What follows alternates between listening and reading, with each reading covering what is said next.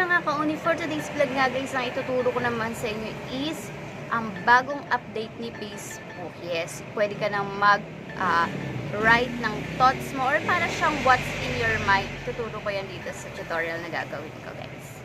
Hi mga kauni, for today's vlog nga ay mayroong bagong update si Facebook na ituturo ko sa inyo at ngayon ko lang din to nalaman na. So kasi alam ko to, meron to sa Messenger pero ito sa Facebook.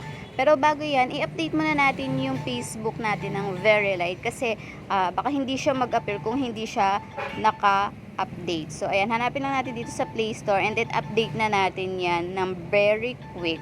So ayan, ang daming bago sa Facebook, no. So, try natin to kung talagang legit pa. Mukhang legit naman siya kasi na-try ko na siya kanina. So, ipapakita ko lang siya kung ano yon. Ito, open na natin yung Facebook. At yan, open mo, makikita mo yung inyong profile doon. Ayan, may nakalagay, what's in your thought? O, diba? Bongga, may bagong update si Bay. Pwede ka nang mag-share ng kung anong gusto mong sabihin mo, gusto mong magpapampam. Ayan, pwede yan, char. So, ayan, pwede ka magsulat dyan. Hindi ka na pupunta dun kay Messenger. Kasi sa Messenger, di ba, meron ding what's in your mind na ganyan. Yung pwede ka magsulat dun sa may inyong, eto yan, ngayon pinapakita ko sa inyo. Di ba, dyan meron din. So, meron na rin siya sa Facebook, hindi lang sa Messenger. O, kung ako sa inyo guys, itry nyo na yan. Thank you for watching!